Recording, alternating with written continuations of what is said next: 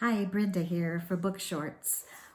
Tonight I'm going to introduce you to the work of Catherine Ponder. This book that I'm going to read out of tonight is called The Healing Secret of the Ages. The Healing Secrets of the Ages. And that's by Catherine Ponder. The copyright of this book is 1967.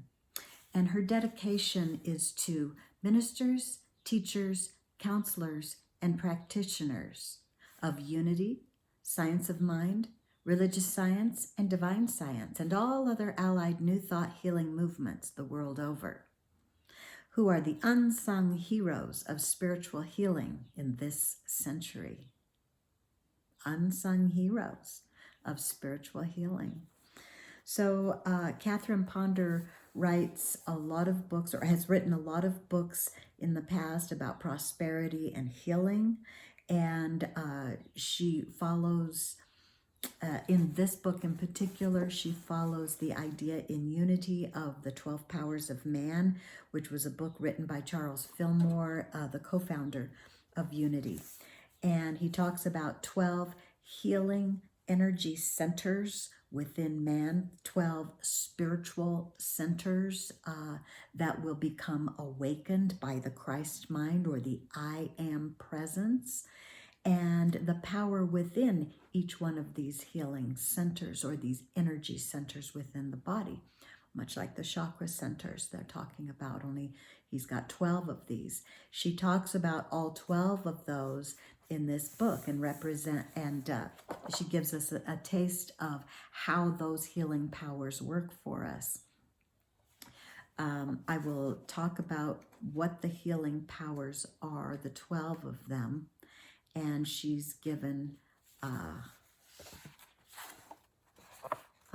map here of those healing powers and where they're located, the energy centers in the body there. So I'm just going to say these. There is faith, located at the center brain, at the pineal gland. There's the power of strength, located between the adrenal glands at the loins and the small of the back.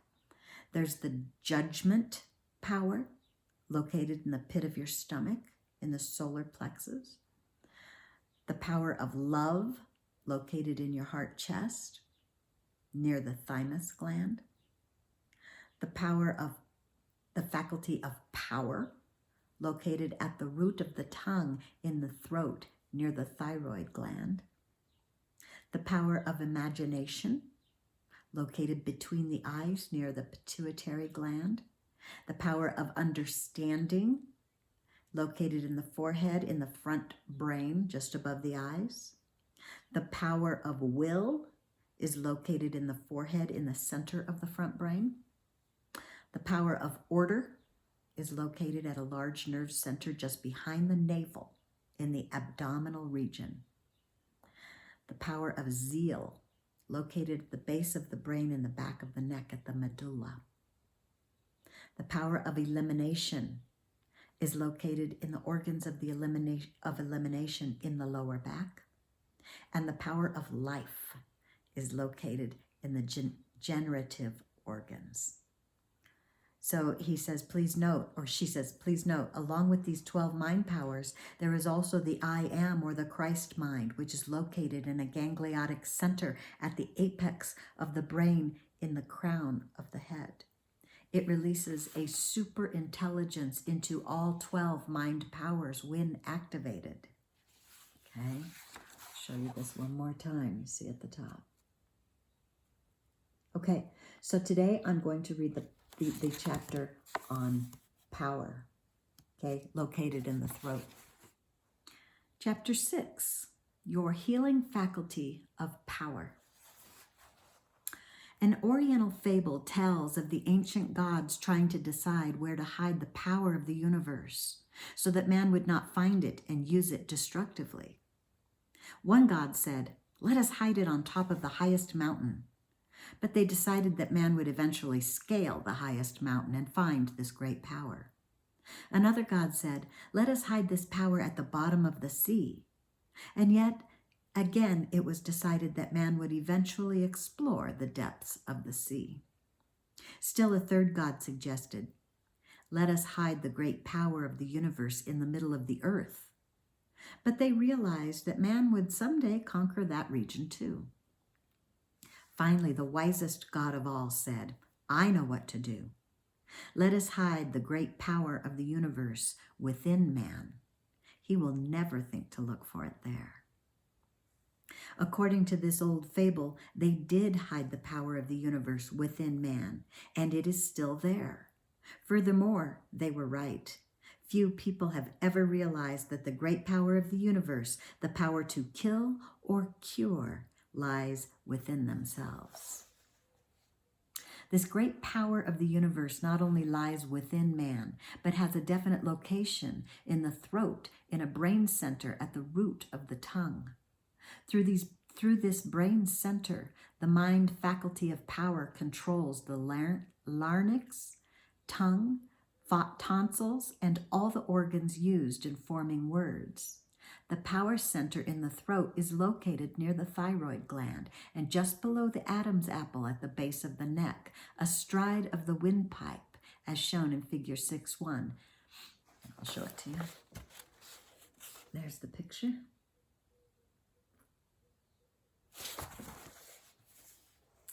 This powerful thyroid gland controls the metabolism of energy in the body.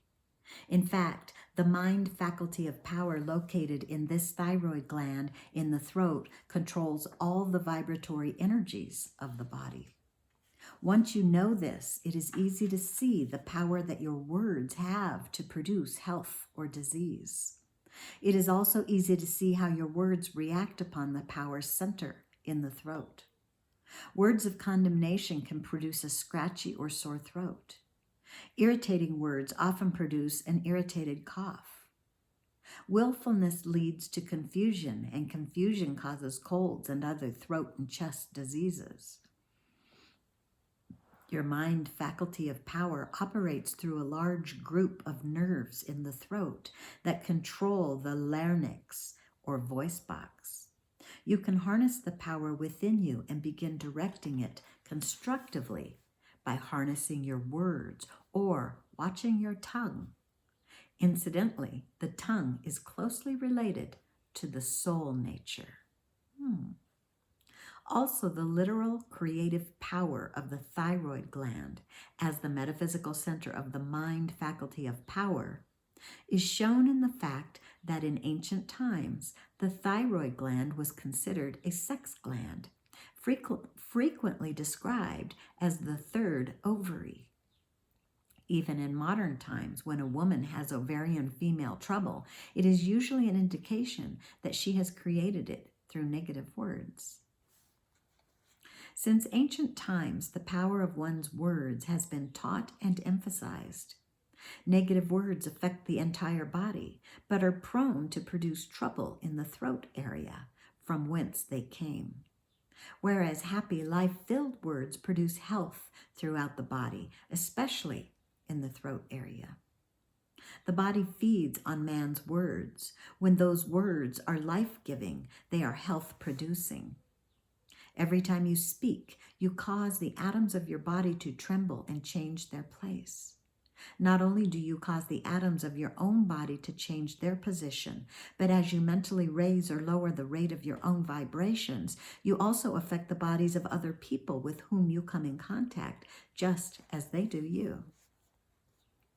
This explains why you often feel tired, depressed, and physically run down after being in the company of negative speaking people, whereas you feel uplifted, enthusiastic, inspired, even exhilarated after being in the company of joyous, happy, positive speaking people. Every word brings forth after its kind, first in mind, then in body, and later in the affairs of the individual. The usual conversations among most people create ill health instead of good health because of wrong words. When words are spoken that describe disease as a reality, those words unconsciously set in motion disintegrating forces in the body which shatter the strongest organism if they are not counteracted by constructive words. For instance, talking about nervousness and weakness will produce those conditions in the body, whereas sending forth the word of strength and affirming life can help produce strength in the desired part of the body. An example of that is a mother telling a little child that he looks sick and tired, thereby producing those conditions in the child's mind and body. Whereas if that mother spoke words of health, life, and strength to the child, these would set his bodily functions reacting normally. You should control your voice most carefully. It has a far greater effect on your health and nervous system than you have ever suspected, as well as affecting the nerves and health of those about you. It has been observed by students of the mind that words of love, faith, and harmony spoken from the heart enrich the voice, tone up the vocal cords, soothe and heal laryngitis, cleanse and restore the tonsils that may be swollen and diseased. You can tell a lot about a person's state of mind by his voice. An inharmonious voice indicates an inharmonious state of mind. Avoid such people whenever possible, since they have nothing to add to your own health, wealth, or happiness, and in their present state of mind, they are invariably tearing down their own. It is easy to believe that a voice raised in an angry, rasping dispute irritates the throat and nasal passages. A housewife became very upset with her husband. During a quarrel, she shouted loud words of criticism at him. Within 2 minutes, she had produced a diseased condition that manifested within 2 hours as a bad cold, which she then spent 2 weeks trying to get rid of. Many of us generate diseased conditions in the throat area and throughout the body through methods just as simple and foolish as that. As Isaiah pointed out, woe unto them that decree unrighteous decrees. Isaiah 10:1. To avoid this, declare often, I speak no words of evil. I do not believe in repeating unpleasant words. I forgive those who speak evil, for they know not what they do. I speak only good, for I know the power of my words to create whatever I decree. As for the power that our voice and words have upon another, many years ago, a boy of 7 was healed of mastoiditis.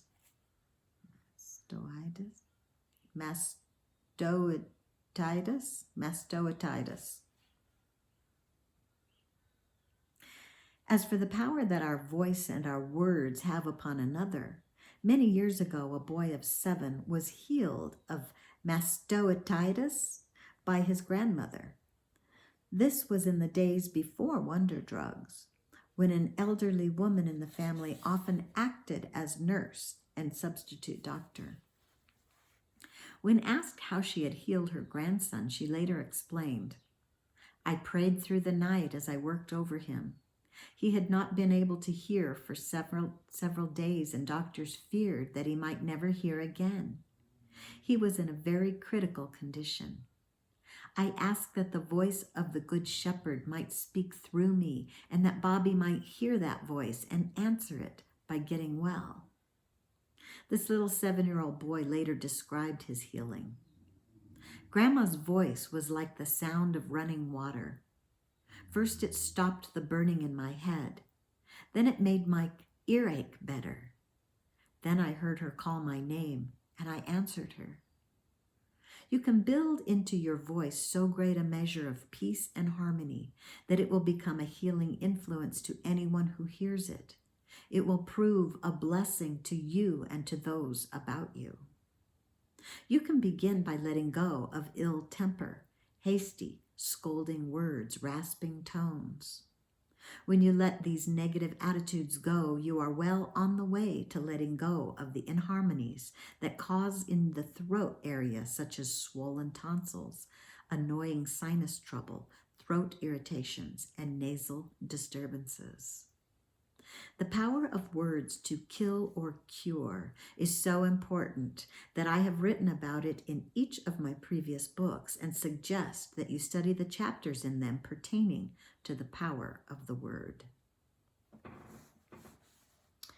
She says, included among the many stories in these books which point out how your words kill or cure is that in which a nurse talked her son back to health when he was at death's door. This teenager, very ill, was placed in a room with 2 other patients, neither of whom was expected to live. In this depressed atmosphere, he grew weaker and weaker despite the finest medical treatment. This mother employed the help of all attending her son, his nurses, doctors, and hospital attendants, asking that they daily speak encouraging words to him about his recovery. Not only did he recover, but the other 2 patients in his room also got well. Later, one of the patients told the boy, "Your mother not only talked you back to life, but her words gave me new hope and new life also. Had it not been for your mother's daily words of encouragement, I believe we both would be dead today." The great ancient metaphysician Solomon wrote, "A cheerful heart causeth good health, but a broken spirit drieth up the bones." Some months ago, an educator from the New England states related how she healed while talking with a minister who employed the healing power of words. In pain from arthritis, this educator was vacationing in Florida in an effort to regain her health. There she visited the minister and asked for prayers for her health. As she sat listening to the minister's soothing voice state that God's will for her was health, that pain and disease were unnecessary, she relaxed so much that she fell asleep in her chair. After a short nap, she awakened refreshed to find the pain gone. That was a decade ago, and the arthritic condition faded that day and has never returned. Dr. G. Leroy Dale, to whom one of my books is dedicated, is a great believer in the healing power of words, and it was in his famous exercise classes that I was first introduced to the power of spoken affirmations many years ago.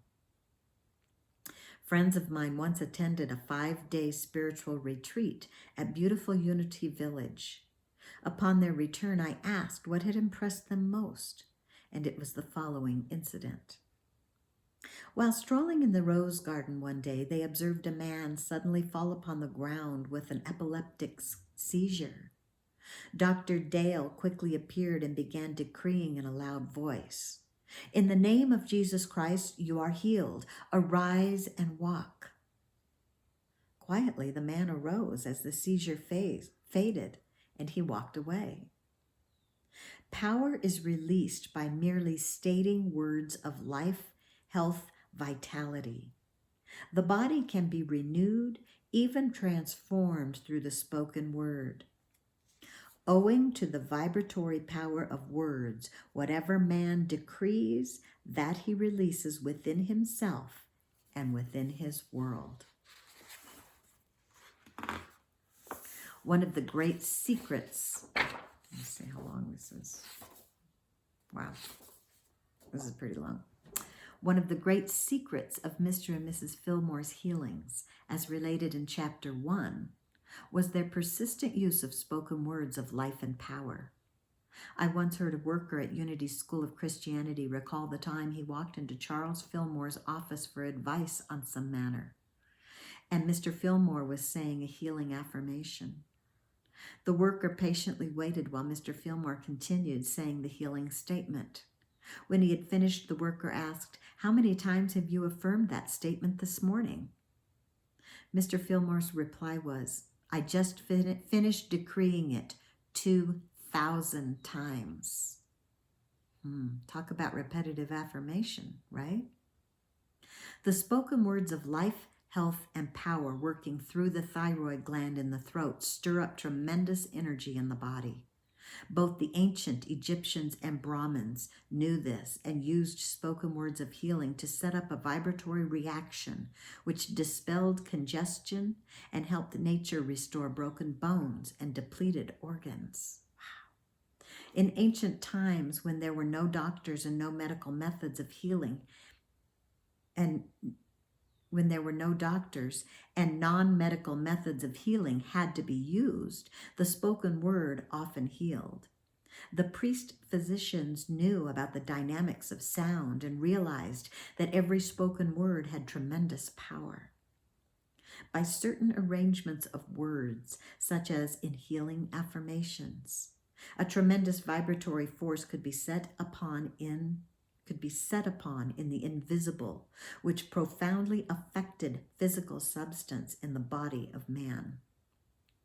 These priests knew that by their persistent healing chants, they greatly stimulated the 12 mind powers located in vital nerve centers in the body, deliberately activating and releasing increased energy into all parts of the body. Healing was the natural result. In India, it is both legend and tradition that the sung or spoken word has more power than anything else in existence. Modern metaphysicians are rediscovering the fantastic healing power released through spoken words of health. They now claim that the spoken or sung word is 80% more powerful than silent words of truth. When a person tells you his health was restored by spiritual treatment, he means it was restored through spoken words. A spiritual treatment is a truth spoken, a healing idea stated. Diseases can be completely wiped out of consciousness through spoken words. The late Florence Shinn constantly taught that your word is your wand to wave over your life and make it what you will. From a prominent Philadelphia family, Mrs. Shinn was a well-known artist before becoming a metaphysician.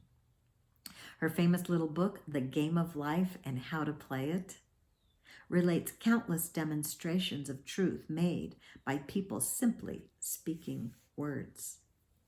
If you've been inclined to underestimate the power of healing through the spoken word, perhaps it would help for you to know about a prominent metaphysician who charged $500 for a half-hour consultation and always had a waiting list. His method of healing? Affirmation. When you feel powerless before some diseased appearance, remind yourself that strong, firmly held thoughts in your mind actually change your body's chemistry. Thoughts of intense negative emotion cause a short circuit in your nervous system, depleting your muscles of energy, and lead to a breakdown in circulation, digestion, and elimination activities in the body.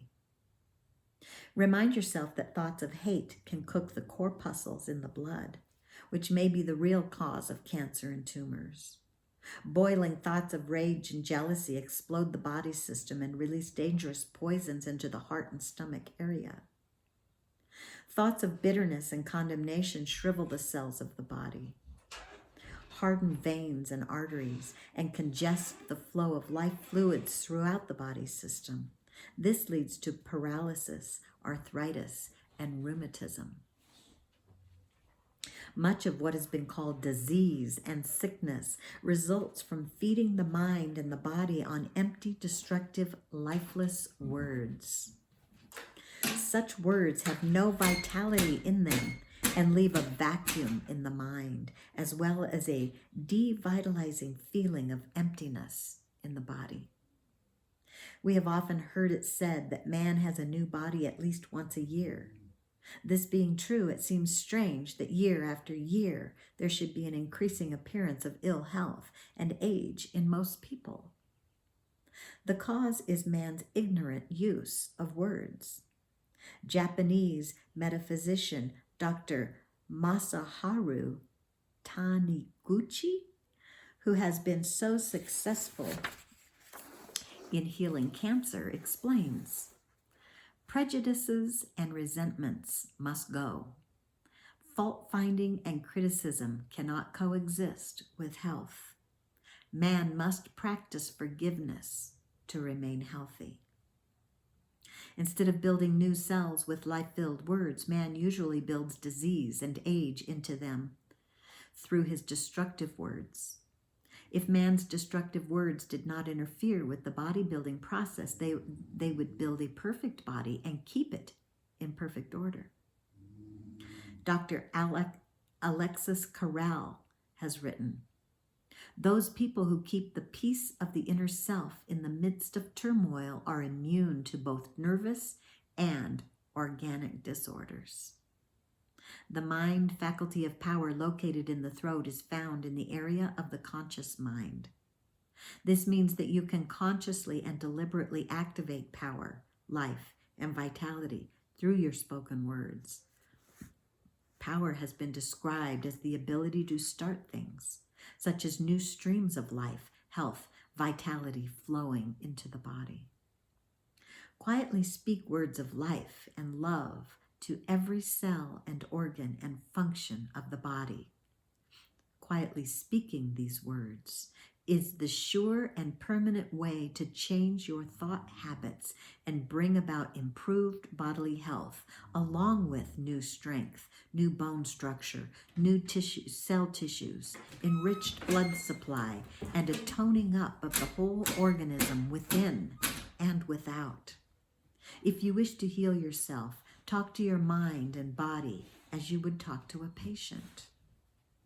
The word utter and the word outer have the same root meaning. What you utter becomes outer in your body and affairs. Knowing this, you need no longer feel powerless if disease strikes. You can do as the housewife who once wrote, "Whenever anything happens in my life that I feel powerless to cope with, I loose my voice on it." Loose, L-O-O-S-E. I loose my voice on it. Often I have to put great feeling into my affirmations. Speaking them in a loud voice stirs up the feeling nature and emotions in order to gain a sense of dominion and authority. At such times, I like to affirm, "I am a child of God and have dominion over all the conditions in my life now. Power, power, power is mine now." A businessman recently stated that meditating upon the word power had proved the turning point from failure to success in his financial affairs. Once when he was praying for guidance, the thought came to him, "Ask and speak with authority, and I will give you the power." He followed that guidance, and as he went forth into his business life, acting and speaking with authority, it was as though fresh new power came to him.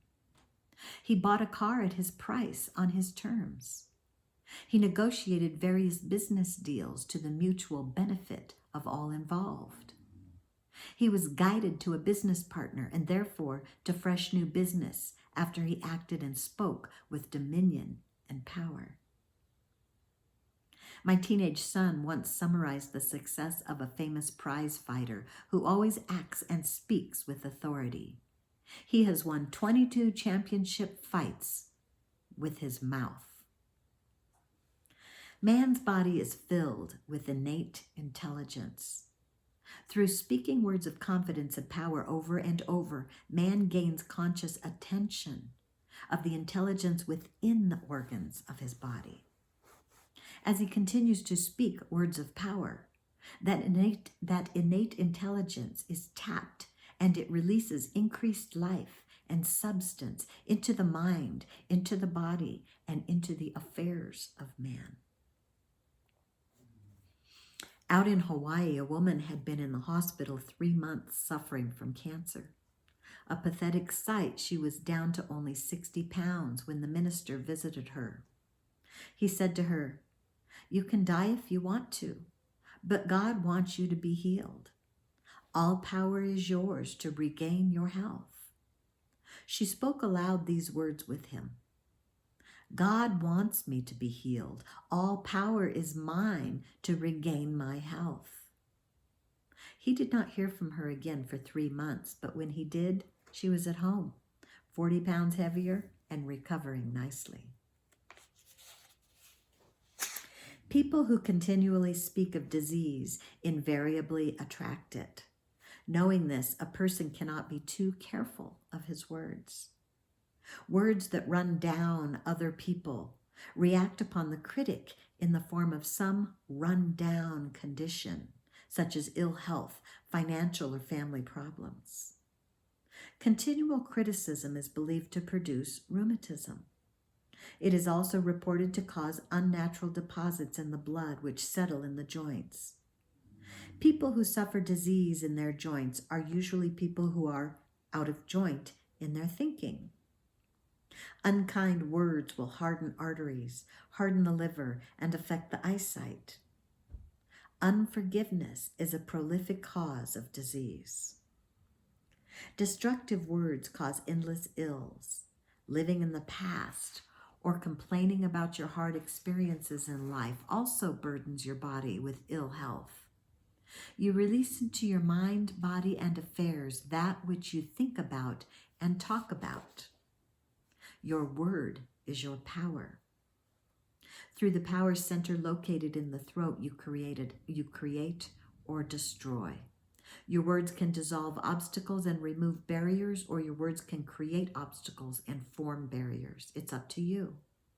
People who suffer from obstructions in the body are people who first suffered from obstructions in their thinking. Usually, they have felt that someone or some situation was an obstruction between them and their good. A person should constantly speak words of life, health, vitality, and should raise his voice in constant praise. In this way, he lifts his whole organism to a high, healthy, harmonious vibration, which reacts as good health in mind, body, and affairs. The body has natural forces within it that would transform it if that power was consistently released through constructive words. The universal life current is subject and obedient to the word of man. A great example of this was shown when Jesus raised Lazarus from the dead. Lazarus had been in the tomb 4 days, and no doubt his body was disintegrating. But Jesus, knowing the power of the word to release atomic energy in every cell of Lazarus' body, deliberately released it through his spoken words. When Jesus affirmed in a loud voice, "Lazarus, come forth," Lazarus obeyed by coming forth completely whole. Indications of the mighty healing power of the word are scattered throughout the Bible, but are especially found in the ministry of Jesus. Through the spoken word, he performed seeming miracles. The power center located at the root of the tongue has contact with the spiritual center at the crown of the head and generates a healing power that flows to all parts of the body when that healing power is released with good words. Think and speak sound, happy, constructive, life-filling words. They quickly tone up the mind and body and make way for healings to occur. There is mighty healing power stored up in the atoms and cells of the body awaiting liberation. Concentrating upon the word power helps to liberate this mighty healing force so that it may do its perfect work in the mind and body of man. Power. Also, the mind faculty at the base of the brain known as zeal, Z-E-A-L, and the mind faculty located in the sex organs known as life are especially responsive to the spoken word of power. These mind faculties, power, zeal, and life, they work closely together. Thus, through your spoken words of power, you release into these mind powers in vital areas of the body the greatest force in the universe, the conscious power of thought. If you have health problems in the throat area, you can begin to release constructively the power found there by affirming, All power is now given me in mind, body, and affairs. The power of God is now working through me to free me from every negative influence. Nothing can hold me in bondage. All power is mine to control my thoughts, to vitalize my body, to experience success, and to bless others. I am strong in the Lord and in the truth of his might. Among the apostles of Jesus, Philip symbolized the power faculty of the mind. The word Philip means a lover of horses, and in physical activity, the horse represents power. Fortunately, man has the power to dissolve all discordant, disintegrating, disease-forming words. Knowledge of this truth is among the greatest discovery of all ages. This means that you can make yourself a new creature and you can build your world to your highest ideals. Do not fear appearances, problems, or diagnoses, but deliberately speak forth the desires of your heart privately. Indeed, it is your duty as the beloved child of God to speak forth good words and manifest your innate perfection of health, wealth, and happiness. Realizing the creative power of words, the psalmist decreed, "Let the words of my mouth and the meditations of my heart be acceptable in thy sight, O Lord, my strength and my Redeemer." You may wish to join him in this prayer often for healings. So that's the end of that chapter, and she writes a chapter like that on each one of these power centers in this book, a very old book. I'm not sure if you would be able to get it still, but maybe. But I have a copy you could borrow, and maybe even a couple copies. So just ask if you would like to read more about Catherine Ponder's The Healing Secret of the Ages. That is a very typical old-style metaphysical writing, and so that comes purely from Catherine Ponder, and take it as you will. Thanks for joining me tonight. Have a great night. Blessings.